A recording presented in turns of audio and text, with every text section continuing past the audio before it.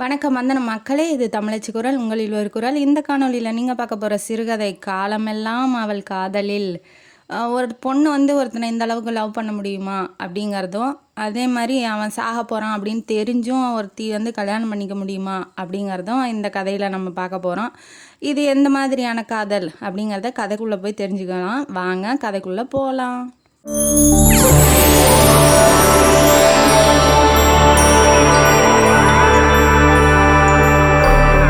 இந்த கதையோட ஆரம்பத்தில் ஹீரோவான அர்ஜுனை இன்ட்ரடியூஸ் பண்ணுறாங்க. அர்ஜுன் ஒரே பையன். அவங்க அம்மா பேர் ராஜலக்ஷ்மி.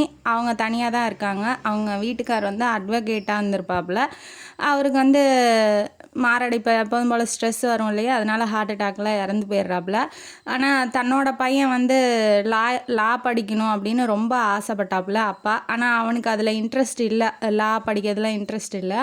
நான் டாக்டர் ஆகணுமா அப்படின்னு சொல்லவும் அவங்க அம்மா புருஷன் ஆசையை நிறைவேற்றணுன்னு தான் அவங்க மனசுக்குள்ளே ஆசை.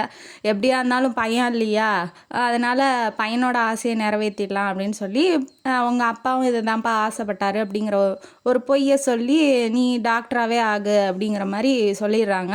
அவனுக்கு ரொம்ப சந்தோஷம். ஒரு கில்ட் இல்லாமல் படிப்பான் இல்லையா, அப்பாவோட ஆசையை நம்மளால் நிறைவேற்றவே முடியல அப்படிங்கிற மாதிரி இல்லாமல் அவனுக்கு பிடிச்சதை அவன் நல்லபடியாக படிக்கலாம் இல்லையா, அதனால அவங்க அம்மா பொய் சொல்கிறாங்க. இருந்தாலும் வீட்டுக்காரர் ஃபோட்டோ முன்னாடி போய் மன்னிப்பும் கேட்டுக்கிறாங்க. என்னை மன்னிச்சிருங்க, பையன் நல்லா இருக்கணும்னு தான் நான் அப்படி பண்ணேன் அப்படிங்கிற மாதிரி. நல்லபடியாக படித்து ஒரு பெரிய கண்டக்டராக ஆகிட்டாப்புல.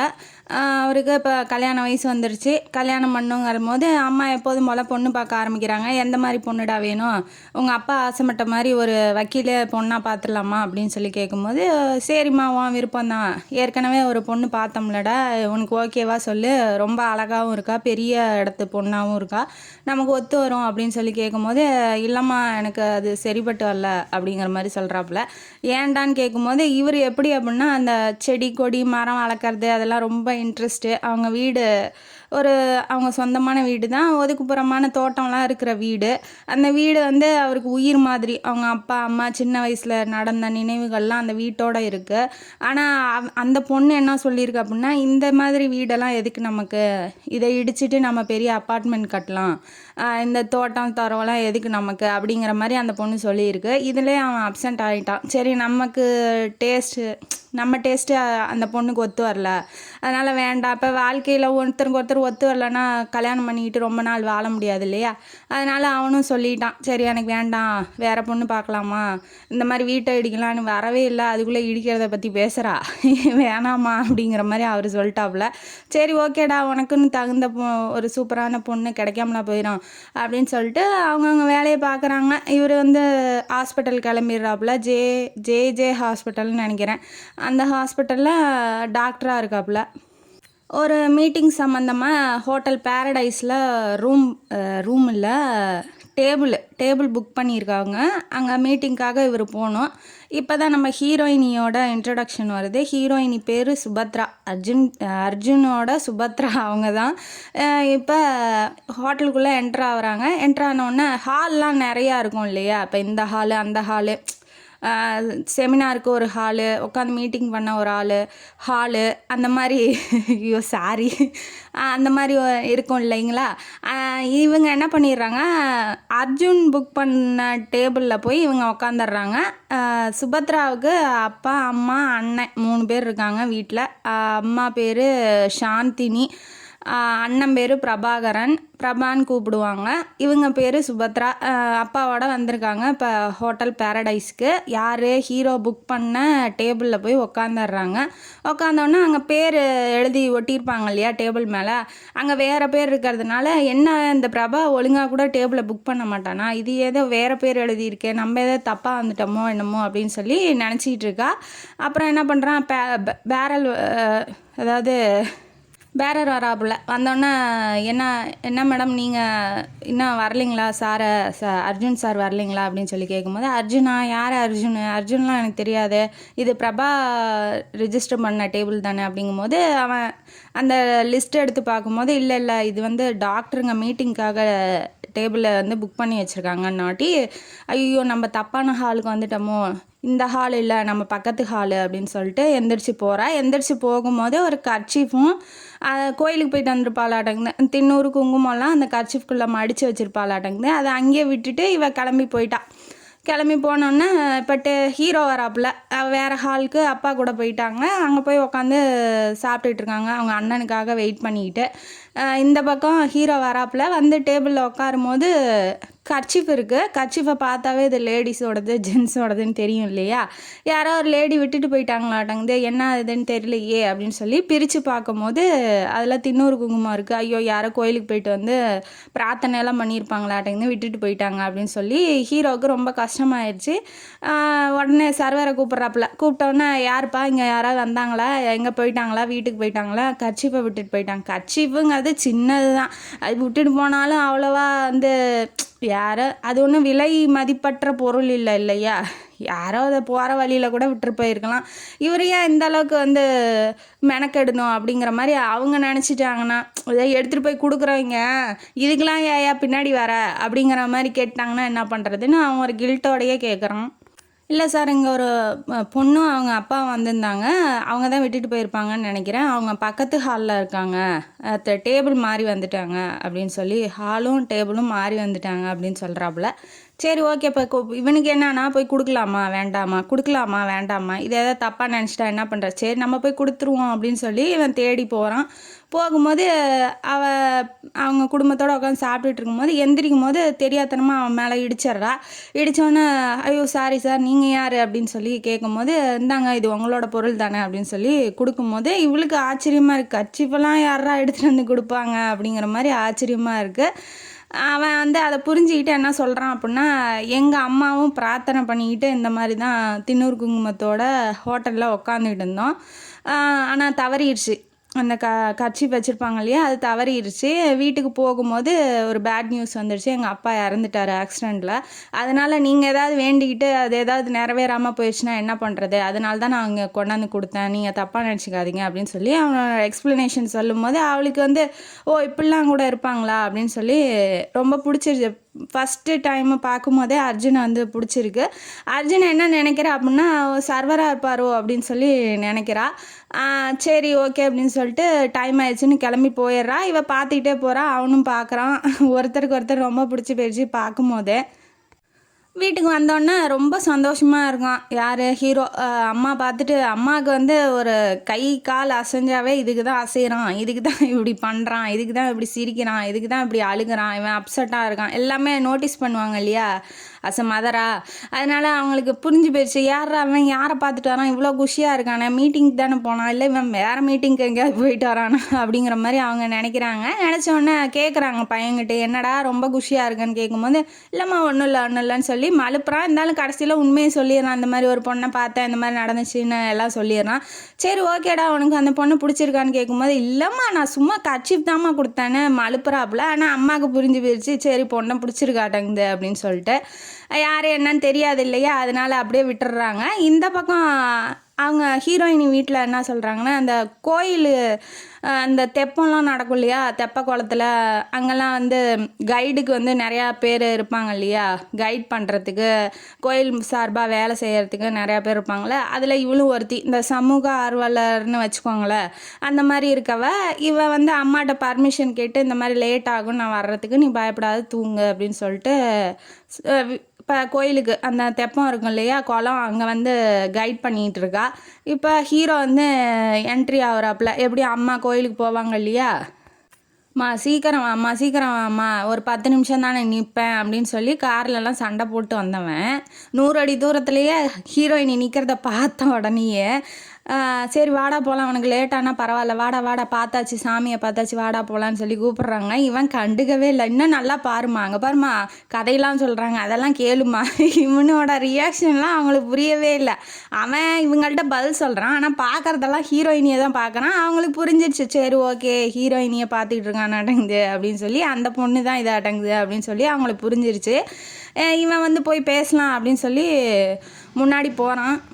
அவன் 2 அடி எடுத்து வைக்கிறதுக்குள்ளே அவளை எங்கேயோ காணோம். அதுக்கப்புறம் சுற்றி முற்றி தொலாவிட்டு அப்புறம் அந்த படியிலலாம் விடுவாங்க இல்லையா விளக்கு மாதிரி, அந்த மாதிரி இடத்துல போய் நின்றுட்டுருக்கா. இவன் கண்டுபிடிச்சிட்டான். உடனே போய் கிட்ட போகலான்னு போகும்போது இன்னொருத்தன் வந்து அவள்கிட்ட தப்பாக நடந்துக்க போகிற மாதிரி போகும்போது இவன் உடனே ஓடுறான்.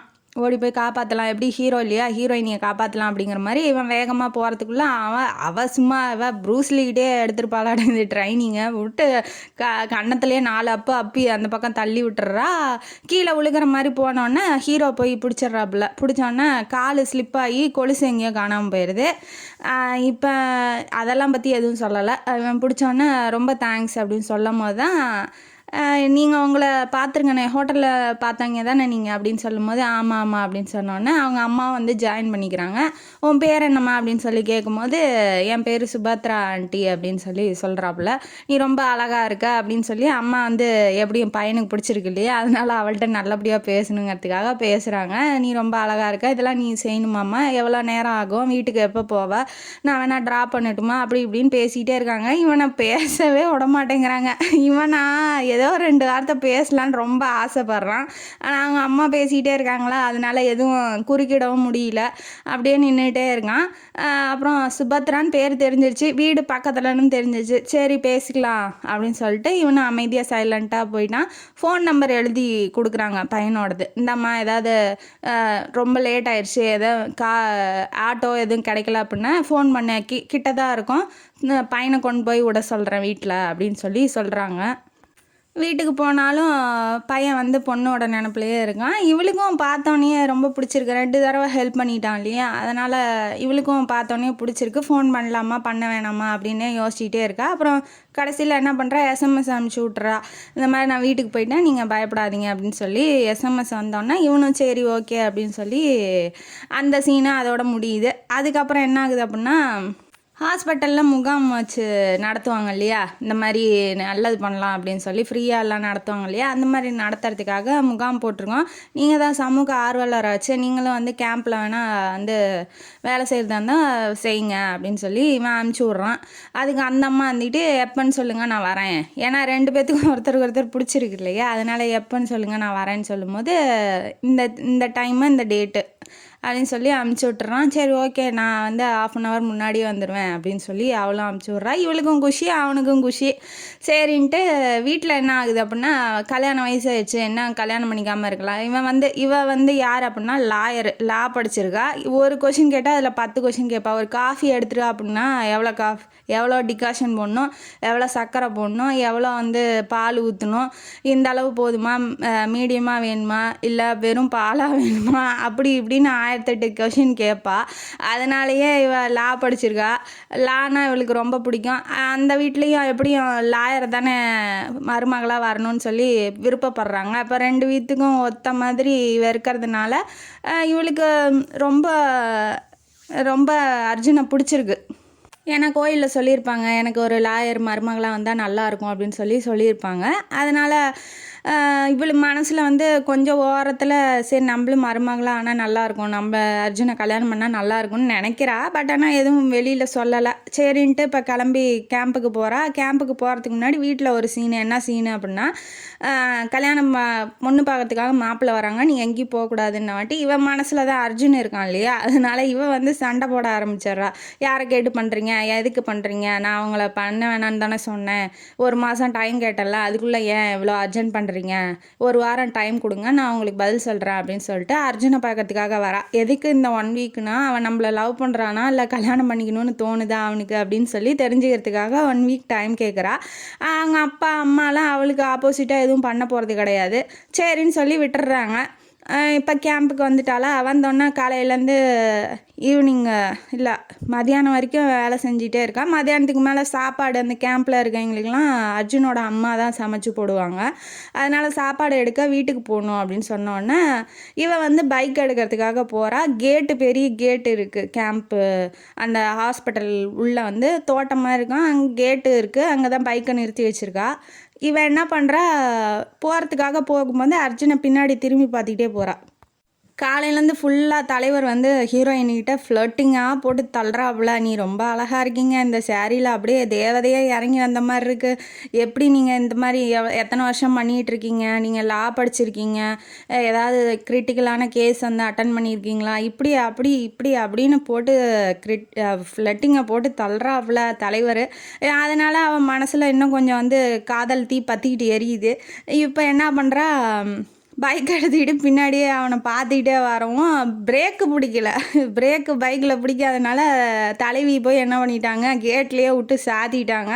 சாத்திட்டு அப்படியே கீழே விழுந்துட்டாங்க. இவன் பார்த்துக்கிட்டே இருந்தவன் என்ன சுபின்னு ஓடியாந்து தூக்கி வாரி மடியில் போட்டுக்கிட்டு, சுபி உனக்கு ஒன்றும் இல்லையே ஒன்றும் இல்லையே. அவன் மயக்கம்லாம் போடல, அவன் நல்லா தான் இருக்கா, காலில் தான் சின்னதாக ஸ்க்ராட்ச் ஆகி வீங்கி இருக்க மாட்டேங்குது. அவன் வழியில் காலை மட்டும் பிடிச்சிட்டு உக்காந்துட்டு இருக்கா. இவன் வந்துக்கிட்டு மடியில் போட்டு, என்னாச்சுமா என்னாச்சு, என் கண்ணே என் தங்கமே என் வைரமே என் முத்தே பவளமேன்னு போட்டு அங்கேயே வந்து அழுகையாக அழுகுறான். இதை பார்த்துட்டு அவளுக்கு வந்து ரொம்ப கஷ்டமாயிடுது. உடனே தலைவி என்ன பண்ணுறாங்க, கன்னத்தை வந்து தடவி, அஜுமா ஒன்றும் இல்லைம்மா அஜுமா, அர்ஜுன் வந்து அஜுமா, சுபத்ரா வந்து சுபி, இந்த அளவுக்கு மனசில் 2 பேரும் வச்சுக்கிட்டு இப்போ தான் வந்து ரியலைஸ் பண்ணி வெளியில் சொல்கிறாங்க. சொன்னோன்னே இல்லை நீ எங்கேயும் போகக்கூடாது, எனக்கு பயமாக இருக்குது, நீ எங்கேயும் போகாத, இனிமேட்டு நீ பைக்கே எடுக்கக்கூடாது அப்படி இப்படின்னு சொல்லி அவன் வந்து ரொம்ப உரிமையாக பேசுகிறான். இதை கேட்டோன்னா இவன் உண்மையிலே இப்போ இவனும் லவ் பண்ணுறான் நாட்டங்குதுன்னு அவளுக்கு புரிஞ்சிருச்சு. அப்படியே அழகாக தூக்கிட்டு போகிறான். தூக்கிட்டு போய் காரில் வந்து படுக்க வைக்கிறான். இப்போ இவளுக்கு வக்கீல் இல்லையா, இவளோட மூளை வேலை செய்யுது. என்ன சொல்கிறா அப்படின்னா, ஏன் பைக்கில் பிரேக் வந்து ஒர்க் ஆகலை, அதனால போய் விழுந்துட்டேன், நீங்கள் எதுக்கும் வந்து பிரேக் ஒர்க் ஆகுதா இல்லையான்னு உங்கள் கார்லேயும் நீங்கள் பண்ணி பாருங்கள், ஓட்டி பாருங்கள் கொஞ்சம் தூரம் அப்படின்னு சொல்லி சொல்கிறாப்புல. அதே மாதிரியே பிரேக் ஒயர் வந்து கட்டாயிருக்கு. யாரோ ஓட்டிலாம் பார்க்கணுன்னா கீழே வந்து அது போய் பார்க்குறான், பிரேக் ஒயர் நல்லா இருக்கா இல்லையான்னு. யாரோ வந்து வேணும்னே கட் பண்ணியிருக்க மாதிரி இருக்குது. உடனே அதிர்ச்சி ஆகிட்டான். ஓய்யோ இப்போ வேணும்னே யாரோ உயிர் போகிற மாதிரி நமக்கு வந்து செட் பண்ணி வச்சுருக்காங்க, யாராக இருக்கும் அப்படின்னு சொல்லி யோசிக்கும் போது தான் வில்லன் ஆஃப் த ஸ்டோரியை இன்ட்ரடியூஸ் பண்ணுறாங்க. வில்லன் யார் அப்படின்னா சந்துரு அப்படிங்கிறவன். அவன் யாருன்னா அவனும் டாக்டர் தான், அதே ஹாஸ்பிட்டலில் ஒர்க் பண்ணுறவன் தான். இவன் கொஞ்சம் ஃப்ராடு தானம் பண்ணியிருப்பானாட்டங்க ஹாஸ்பிட்டலில். அதை கண்டுபிடிச்சி கேஸ் போட்டுருவான் யார், அர்ஜுனு. அந்த கேஸை வாதாடி ஜெயித்தது நம்ம சுபத்ரா. அதனால் 2 பேர்த்தையும் பழி வாங்கணும் அப்படிங்கிறதுக்காக இவன் என்ன பண்ணியிருக்கான்னா 2 பேர்த்து பிரேக் ஒயரையும் கட் பண்ணி போங்கடா நேராக அமலோகத்துக்குன்னு விட்டுருக்கான். இதை கேட்டவுடனே ரொம்ப டென்ஷன் ஆகி, அப்போ நம்ம 2 பேர்த்துக்கு ஒரே எதிரி யார், சந்துரு தான், இப்போ நேராக போலீஸ் ஸ்டேஷன் போகலாம், கம்ப்ளைண்ட் பண்ணலாம் அப்படிங்கவும் அர்ஜுன் வந்து பயப்படுறான். ஐயோ வேண்டாம், இந்த தடவை இவன் இப்படி பண்ணிட்டான், அடுத்த தடவை என்ன பண்ணுவானே தெரியாது, வேண்டாம் விட்டுரு, இந்த இதோட விட்டுரு, ஏன்னா மேலும் ப்ரெஷர் போட்டால் அவன் என்ன பண்ணுவானே எனக்கு தெரியாது, எனக்கு உன் உயிர் தான் முக்கியம், நீ தான் முக்கியம் அப்படிங்கும்போது அவள் டென்ஷன் ஆகிறா. நீங்கள் என்ன சொல்ல வரீங்க, அப்போ ஒன்றும் செய்யக்கூடாதுங்கிறீங்களா அப்படின்னு சொல்லி கேட்கவும் இவன் வந்து அமைதியாயிரான். உன் விருப்பமா, எப்படியும் பெண்கள் ஹை ப்ரெஷர் ஆனால் எந்த பேச்சும் கேட்க மாட்டாங்கன்னு தெரிஞ்சிடும். அதனால் ஆண்கள் அமைதியாக போயிடுறாங்க இல்லையா, அதனால் ஹீரோ அமைதியாக போயிடுறாரு. ஹீரோயினி கத்தவும், சரி நீ உன் விருப்பம் பண்ணுமா அப்படின்னாட்டி இவ கொஞ்சம் புரிஞ்சுக்கிறா. சரி நம்ம மேலே அக்கறையோட தானே இப்படி பேசுகிறாப்புல, அதனால் சரி விடுங்க, இந்த ஒரு தடவை நீங்கள் உங்கள் பேச்சு கேட்குறேன் அப்படின்ன வாட்டி என் செல்லம் அப்படின்னு சொல்லி கொஞ்சறாப்புல. இவளுக்கு மனசு குளிந்துருது. சரின்னு கொண்டு போய் பைக்கை நான் பார்த்துக்கிறேன், பைக்கை கொண்டு போய் சர்வீஸில் விட்டுட்டு இவங்க வந்து வேறு ஆட்டோ பிடிச்சி ஹாஸ்பிட்டல் போய் அவளுக்கு காலில் சின்னதாக வீங்கி இருக்கு இல்லையா, அதுக்கு வந்து ட்ரிப்ஸ் எல்லாம் இறக்குறான், குளுக்கோஸ்லாம் போட்டு அதுக்கு ஸ்கேன் எடுத்து பார்த்து எல்லா வேலையும் பண்ணுறான். டாக்டர் இல்லையா, அதனால ஃபோன் பண்ணி அவங்க வீட்டில் சொல்லவும் இவன் வந்து ரொம்ப தீவிரமாக கவனிச்சிட்டு இருக்கான்ல ஹீரோயினியை. அதை பார்த்துட்டு இவங்க 3 பேர்த்துக்கும் ஷாக்கு. என்ன எங்கேயோ பார்த்துருக்கோமே, ஹோட்டலில் பார்த்தது, அதுவும் இல்லாமல் இவ்வளோ சின்சியராக எதுக்கு ட்ரிப்ஸ் எல்லாம் போட்டு, இவ்வளோண்டு சின்னதாக கால் வீங்கினதுக்கு எதுக்கு ட்ரிப்ஸ் எல்லாம் போட்டு இறக்கிட்டு இருக்காங்க அப்படின்னு சொல்லி அவளுக்கு வந்து அவங்களுக்குலாம் ரொம்ப ஷாக் ஆயிடுச்சு. இவ்வளோ கவனிப்பா, ஏன் அப்படி இவ்வளோ கவனிக்கிறாங்க அப்படின்ன வாட்டி அதோட இன்னொரு இது என்ன அப்படின்னா, இந்த சுபத்ராவோட அம்மா வந்து ஆண்டின்னு கூப்பிட்டு, என்ன ஆண்டி ஒன்றும் இல்லை பயப்படாதீங்க அப்படின்னாட்டி டாக்டரு பேஷண்ட்டை பேசுனா அது வேறு மாதிரி இருக்கும். அவங்க சொந்தக்காரங்களாம் என்னம்மா போம்மா வாம்மா இல்லை வாப்பா போப்பான்னு பேசலாம். இதே நான் ஆன்ட்டி அங்கிள்னு பேசுகிறாப்புல.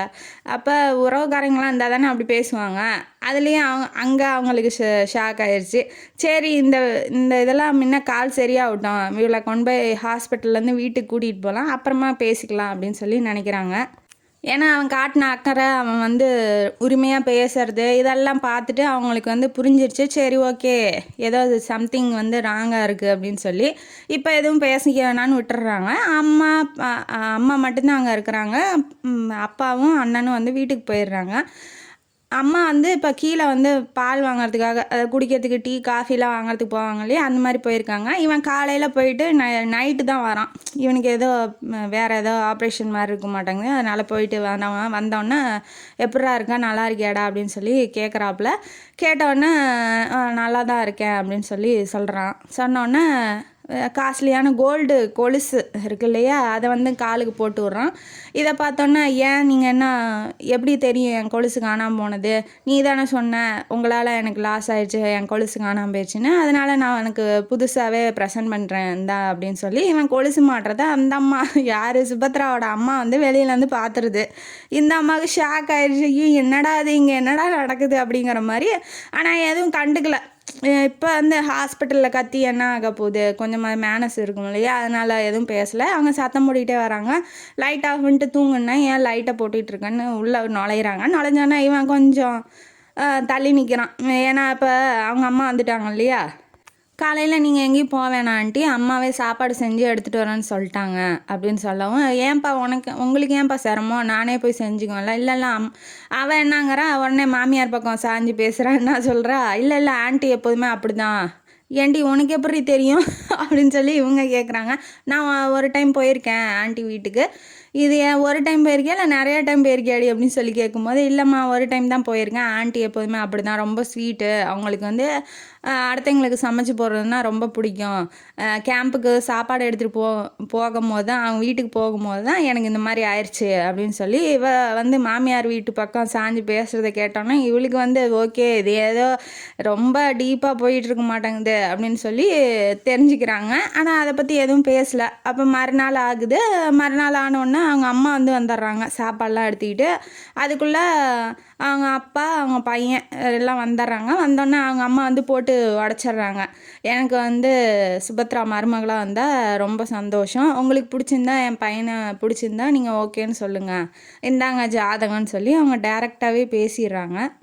இது ஆக்சுவலி வந்து வீட்டில் தான் வந்து பேசணும். ஆனால் இது இங்கேயே பேசலாம்லாம் இருக்கிறதுனால நான் இங்கேயே பேசுகிறேன், வீட்டுக்கு வரணுன்னா கூட சொல்லுங்கள், நான் வரேன் அப்படின்னு சொல்லி அவங்க அம்மா ரொம்ப பணிவாக தான் பேசுகிறாங்க. ஏன்னா பையனுக்கு பிடிச்ச பொண்ணு இல்லையா, அதனால் அவங்களுக்கு கொஞ்சம் ஆக்வர்டாக தான் இருக்குது. என்ன ஹாஸ்பிட்டலுக்கு குளுக்கோஸ் இறக்க வந்தால் இவங்க ஜாதகம்லாம் கொடுக்குறாங்க அப்படின்னு சொல்லி கொஞ்சம் வியர்டாக இருக்குது. பட் இருந்தாலும் பொண்ணுக்கு பிடிச்சிருக்கு இல்லையா, அதனால் அவளுக்கு எந்த விதமான இது அதிர்ச்சியோ இல்லை கோவமோ எதுவுமே இல்லை, சந்தோஷம்தான் படுறா. முகத்தில் பார்த்தோன்னே தெரியுது இல்லையா, சந்தோஷம்தான் படுறா. அதனால் அவங்களுக்கும் எந்த அப்ஜெக்ஷனும் இல்லை. சரி ஓகே அப்படின்னு நாங்கள் பார்த்துட்டு சொல்கிறோம் அப்படின்னு சொல்லி வீட்டுக்கு கூட்டிகிட்டு போயிடுறாங்க சுபத்ராவையும். அவளுக்கு காலில் அடிபட்டிருக்கு இல்லையா, அதனால் வந்து வெளியில் எங்கேயும் போகல, வீட்டுக்குள்ளேயே தான் இருக்கா. இவனுக்கு வந்து சுபத்ரா நினப்பாவே இருக்குது. ஐயோ எப்போ பார்ப்போம், எப்போ என்ன பண்ணுவோம் அப்படின்னு சொல்லி ஃபோன் பண்ணி மட்டும் பேசிக்கிறான், என்ன பண்ணுறேன் என்ன செய்கிற அப்படின்னு சொல்லிட்டு. இப்போ வீட்டில் என்ன அப்படின்னா, இவளே வந்து மாப்பிள்ளையே தேர்ந்தெடுத்துட்டா. இருந்தாலும் ஜாதகம் பார்க்கணும், ஜாதகம் செட் ஆகலைன்னா என்ன பண்ணுறது அப்படின்னு சொல்லி கேட்கும்போது, பிரபா அதாவது நம்ம ஹீரோயினியோட அண்ணா இருக்காப்புல, அவர் வந்து சொல்லிட்டாப்புல, மெடிக்கல் சர்டிஃபிகேட் தான் நம்ம கேட்கணும், ஆனால் அவங்க வந்து ஜாதகத்தை வந்து நம்ம திருப்திக்காக கொடுக்குறாங்க, என்னதான் இருந்தாலும் அவங்களுக்கும் பிடிச்சிருக்கும் இல்லையா, அதனால் பரவாயில்ல விடுங்க. மெடிக்கல் சர்டிஃபிகேட்டு கொடுத்தாலும் அவர் டாக்டராக இருக்கிறதுனால அவர் என்ன வேணாலும் மாற்றி தரலாம், அவருக்கு இதுதான் தெரியும் இல்லையா. இப்போ அவரே டாக்டராக இருக்கிறதுனால அவருக்கு தகுந்த மாதிரி மெடிக்கல் சர்டிஃபிகேட் அடித்து கூட கொடுக்கலாம். அதனால் என்ன பண்ணுறாங்க, ஜாதகம்லாம் பார்க்க தேவையில்லம்மா, அவளுக்கு தான் பிடிச்சிருக்குங்கிறாள், அதனால் விட்டுருங்க அப்படின்னு சொல்லி சொல்கிறாங்க. இந்த வீட்லேயும் ஓகே தான், சமாதான் வந்து சொல்லிட்டாங்க ஃபோன் பண்ணி. ஹீரோவுக்கும் ஹீரோயினிக்கும் ரொம்ப குஷி. இப்போ என்ன ஆகுது அப்படின்னா, ஒருத்தருக்கு ஒருத்தர் பார்த்துக்கிட்டு 10 நாள் ஆச்சு. அதனால் இவ கொஞ்சம் கால் சரியானவனையே ஹீரோவை பார்க்குறதுக்காக நேராக ஹீரோவோட வீட்டுக்கே போயிடுறா ஹீரோயினி. காதல் வந்து ரொம்ப பெருகிடுச்சு இல்லையா, அதனால் ஹீரோயினி வீட்டுக்கே போயிடுறா. போனோடனே அவங்க அம்மா வந்து காலையிலேயே கோயிலுக்கு போயிட்டாங்க.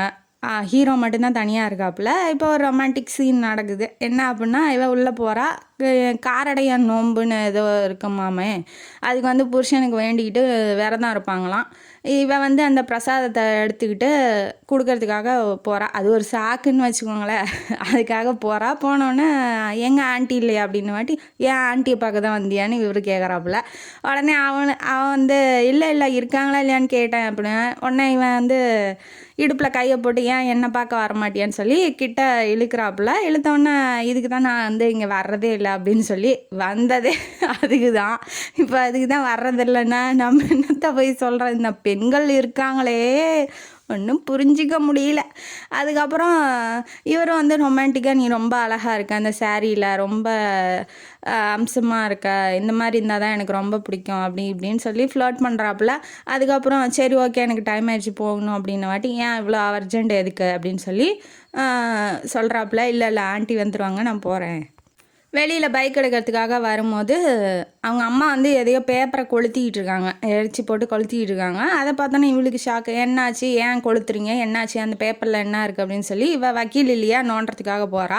போனோடனே இல்லை அதெல்லாம் ஒன்றும் இல்லைம்மா, தேவையில்லாத பேப்பர் அப்படின்னாட்டி, இல்லை சொல்லுங்க ஆண்டி அப்படின்னாட்டி அவங்க சொல்கிறாங்க, இந்த மாதிரி உன்னை பற்றி தப்பாக எழுதியிருக்காங்க, நீ யாரையோ காதலிச்சியா, கர்ப்பமானியா, அபாஷன் பண்ணிட்டியா, என்னென்னமோ எழுதியிருக்காங்கம்மா, அது வந்து தேவையில்ல, என் வீட்டுக்குள்ளே அந்த மாதிரி லெட்ரு வர்றதுக்கே நான் அனுமதிக்க மாட்டேன், அதனால தான் நான் கிழிச்சு போட்டேன், அது ஒரு மொட்டை கடுதாசி அப்படிங்கிற மாதிரி சொல்கிறாங்க. இது யார் எழுதியிருப்பா, ஆப்வியஸாக அந்த சந்துரு அப்படிங்கிற அந்த வில்லன் தான் எழுதியிருப்பான்.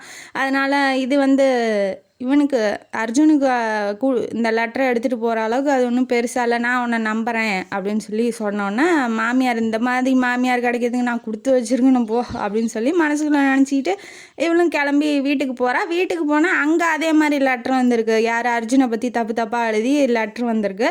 லெட்ரு வந்தோடனே இவங்க அம்மா அப்பா எல்லாம் வந்து சொல்லிட்டாங்க, இல்லை அர்ஜுன்லாம் அந்த மாதிரி இருக்க மாட்டாப்புல, அவர் ரொம்ப நல்லவர் அப்படின்னு சொல்லி அவங்களும் அந்த லெட்டரை வந்து மறைச்சிட்டாங்க.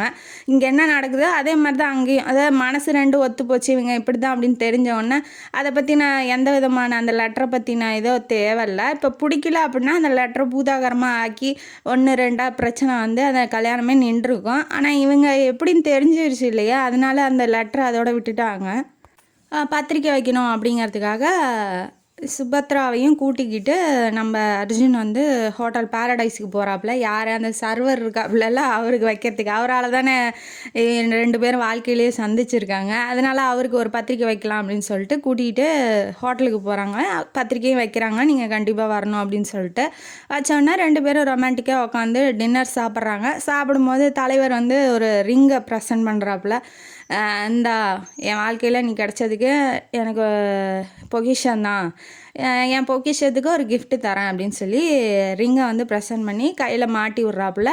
ரொம்ப ஒரு ரொமான்டிக் சீன் அங்கே நடக்குது. சாப்பிட்டுட்டு இப்போ வீட்டுக்கு போகிறாங்க. போனோடனே அங்கே ஒரு ரெடியாக ஒரு பாம் ரெடியாக இருக்குது. என்ன அப்படின்னா, இந்த சந்திரங்கிறவன் என்ன பண்ணியிருக்கான்னா பிளட்டு கொடுக்க வருவாங்க இல்லையா ஹாஸ்பிட்டலுக்கு, அந்த ஹாஸ்பிட்டலில் பிளட்டு கொடுக்க வர்றவங்க ரிப்போர்ட்டில் ஒருத்தனுக்கு எய்ட்ஸுன்னு இருக்குது, அவன் பேர் அஸ்வின்.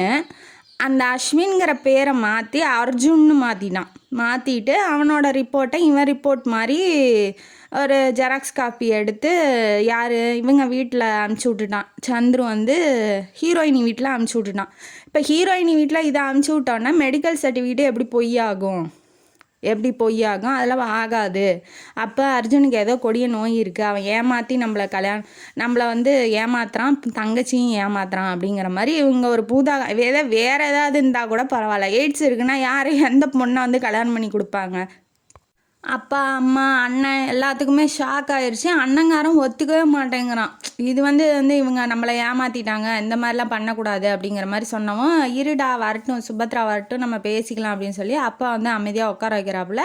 சுபத்ரா உள்ளே என்ட்ரானோடனே இவங்க இப்போ இந்த சண்டை வந்து ஆரம்பிக்குது. சுபத்ரா வந்து டேரெக்டாக ஹீரோயினி வந்து சொல்லிட்டா, இந்த மாதிரிலாம் பண்ணாதீங்க, அப்போ அவனுக்கு இல்லை அப்படின்னா உண்மையிலேயே எந்த நோயும் இல்லைன்னா மெடிக்கல் சர்டிஃபிகேட் கொண்டாந்து தர சொல்லு அப்படின்னு சொல்லி பிரபா சொல்கிறாப்புல. இது வந்து தப்பானது அப்படின்னு சொல்லி அவள் சண்டை போடுறா. ஏன்னா நீ முன்னாடியே ஜாதகம் கொடுக்கும் போதே கேட்டிருந்தா அவர் வந்து எடுத்து கொடுத்துருப்பாப்புல. இப்போ இந்த மாதிரி லெட்ரு வரவும் நீங்கள் மெடிக்கல் சர்டிஃபிகேட் கேட்டால் அவன் என்ன நினைப்பாரு, கல்யாணத்துக்கு முன்னாடியே நம்மளை சந்தேகப்படுறாங்க, அதுவும் இல்லாமல் அந்த வீட்டில் போய் வாழ நான் போகிறேன் அப்படின்னா எதுவும் இல்லை, அவர் நல்லவருன்னு தெரிஞ்சு நான் வாழ போகிறேன்னு வாழ போகிறேன்னு மாதிரி இருந்தால் கடைசி வரைக்கும் நான் என் வாழ்நாள் ஃபுல்லாகவுமே இந்த மாதிரி நான் திட்டு வாங்கிட்டே இருக்கணும். உங்கள் வீட்டில் யார் நம்பினா, உங்கள் வீட்டில் யாராவது நம்பினாங்களா, என்னை முன்னாடியே சந்தேகப்பட்டீங்க தானே நீங்கள் அப்படின்னு சொல்லி உங்களையும் சேர்த்து தான்ப்பா பேசுவாங்க. அதனால் வேண்டாம்ப்பா, இந்த மாதிரி ரிஸ்க்கெலாம் எடுக்க வேண்டாம், அவரை பற்றி எனக்கு தெரியும் அப்படிங்கிற மாதிரி சொல்கிறாங்க. இவன் காலேஜில் ஒரு 5-6 பொண்ணுங்க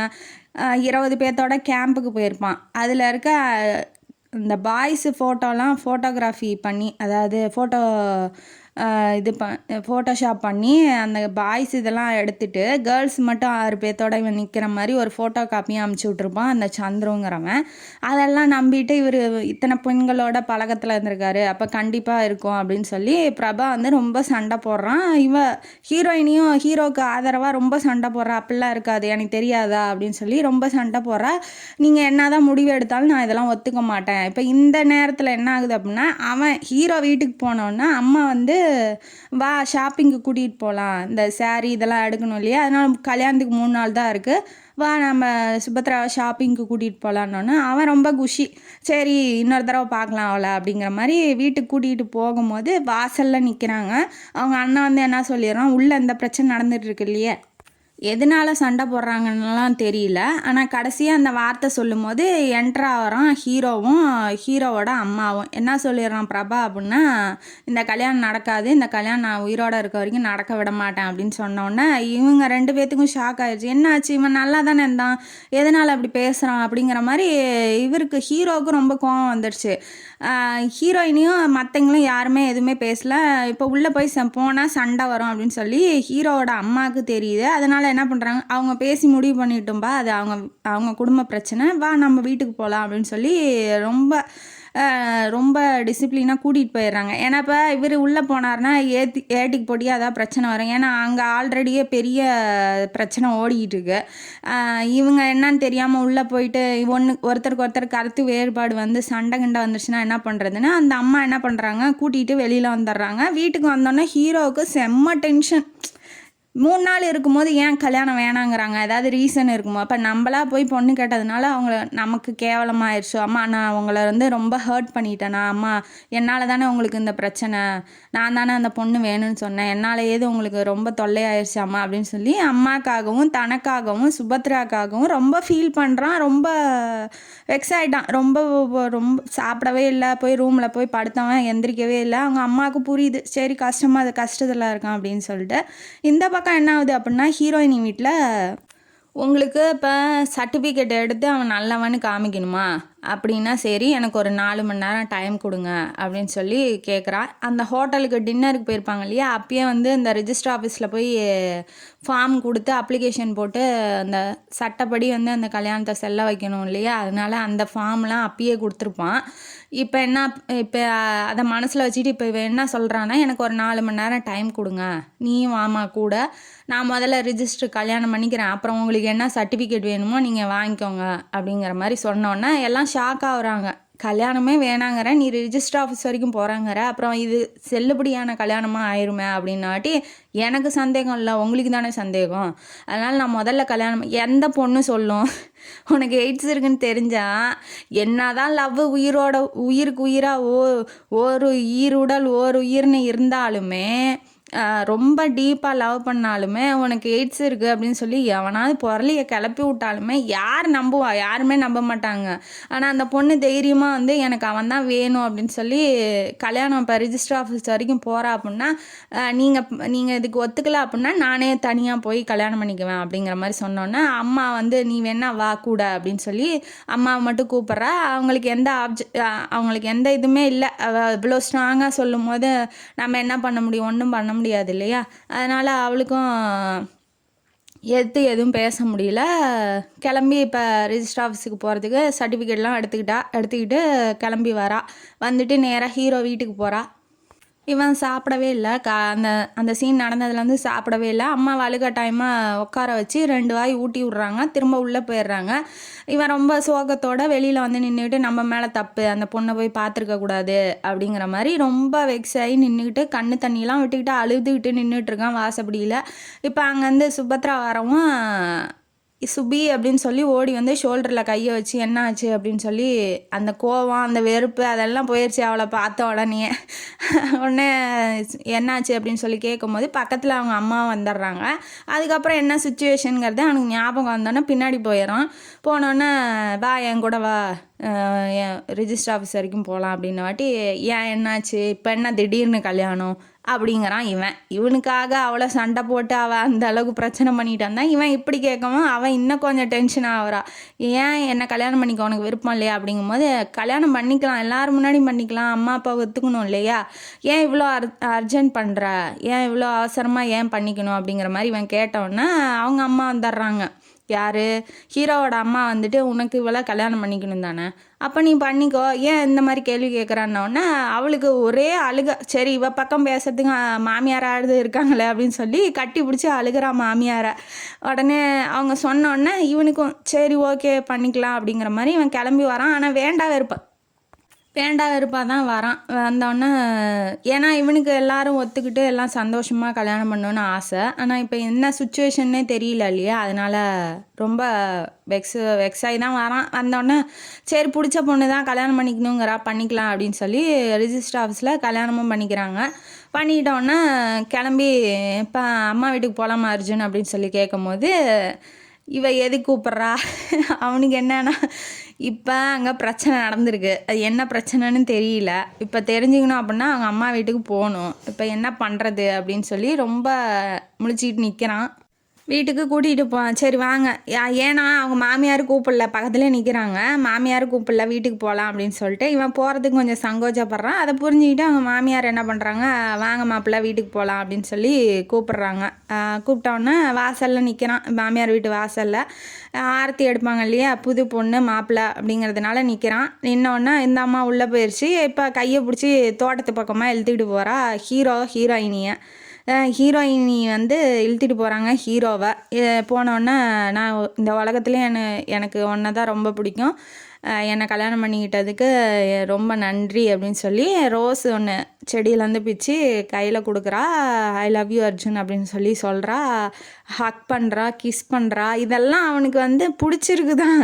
இருந்தாலும் ஏன் இவ்வளோ அர்ஜெண்ட்டாக இவ்வளோ இதாக பண்ணணும் நம்ம கிட்ட போனாவே வேணான்னு சொல்கிறவ இவளே வந்து இப்போ ஹக் பண்ணுறா கிஸ் பண்ணுறான்னா அவனுக்கு கொஞ்சம் வியர்டாகவும் இருக்குது. கொஞ்சம் இதை ஏற்றுக்கலாமா வேண்டாமாங்கிற மாதிரியும் இருக்குது.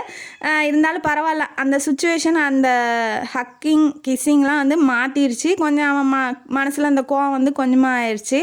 சரி நீ ஏன் இதெல்லாம் பேசுகிற நான் ஒன்றா தான் விரும்புகிறேன் நான் ஒன்றா தான் கல்யாணம் பண்ணிக்குவேன்னு தெரியாதா வா போகலாம் அப்படின்னு சொல்லி கூட்டிகிட்டு போய் நிற்கிறாங்க. உள்ளே கூட்டிகிட்டு போனோன்னா இவன் ரூம்குள்ளே கூட்டிகிட்டு போகிறா ஹீரோவை. இந்த மாதிரி உனக்கு எய்ட்ஸ் இருக்கிறதா ரிப்போர்ட்டில் அனுப்பிச்சி விட்ருக்கான் அந்த சந்துரு அப்படின்னு சொல்லி அதனால தான் பிரச்சனை அதனால தான் அண்ணன் வந்து வேணான்னு சொல்லிட்டான் அப்படிங்கிற மாதிரி சொன்னோன்னே இவன் ஷாக்கே ஆகிட்டான். ஐயோ அதனால தான் பிரச்சனையா அப்போ பிரபா மேலே தப்பு இல்லை யார் கொடுப்பா பொண்ணு எய்ட்ஸ் இருக்குன்னா யாராவது கொடுப்பாங்களா கொடுக்க மாட்டாங்க. அப்போ அவன் சொன்னதுலேயும் தப்பு இல்லை நான் என்ன நிரூபிக்கணும் இல்லையா அப்படின்னு சொன்னாட்டி எனக்கு நிரூபிக்க வேணாம் அர்ஜுன் ஏன்னா அதனால தான் உன்னை முன்னாடியே கல்யாணம் பண்ணிக்கிட்டேன். இந்த மாதிரி ஏதாவது பிரச்சனை வந்து நம்ம பிரிஞ்சிட்டேன் என்ன பண்ணுறதுன்னு இதனால் உன் மனசு எதுவும் கஷ்டப்பட்டுச்சுன்னா என்னை மன்னிச்சிரு அப்படின்னு சொல்லும் போது உன் தப்பு எதுவுமே இல்லை சுபி நீ ஏன் மன்னிப்பு கேட்குற நான் வந்து உங்கள் அம்மா அப்பாவை சமாதானப்படுத்துகிறேன் அப்படிங்கிற மாதிரி இப்போ வந்து ஹாஸ்பிட்டலுக்கு கூட்டிகிட்டு போகிறாப்புல பிரபாவையும் அவங்க அப்பாவையும் கூட்டிகிட்டு போகிறாப்புல ஹீரோ. கூட்டிகிட்டு போனோன்னே அங்கே லிஸ்ட் எடுத்து பார்க்கும்போது அஸ்வின் அப்படிங்கிறதுக்கு பதிலாக அர்ஜுன் அப்படின்னு சொல்லி மாற்றிருக்கான். யார் அந்த சந்துரு மாற்றிருக்கிறதும் மெடிக்கல் சர்டிஃபிகேட் அவனோடது உடனே பிளட் டெஸ்ட் எடுத்து அந்த சர்டிஃபிகேட் வந்து உடனே கொடுக்கறதுக்கும் இவன் ஏற்பாடு பண்ணிட்டான். அங்கேயே உட்காந்து அவங்க வெரிஃபை பண்ணதுக்கப்புறம் ஒத்துக்கிட்டோன்னே ஹீரோயினி 2 பேரும் ஒன்று சேர்ந்துடுறாங்க. சேர்ந்தோடனே நீங்கள் என்னமோ பண்ணிக்கோங்க உங்கள் வாழ்க்கை நல்லா இருக்கட்டும் இனிமேட்டு என்னால் எந்த பிரச்சனையும் வராதுன்னு ஆஸ் அ பிரதராக வந்து அவன் சொல்லிட்டான். கல்யாணத்துக்கு 2 குடும்பமும் பத்திரிக்கை வச்ச மாதிரி நல்ல மண்டபத்தில் நல்லா சந்தோஷமாக கல்யாணமும் பண்ணிட்டாங்க. ஹீரோயினியும் ஒன்று சேர்ந்துட்டாங்க.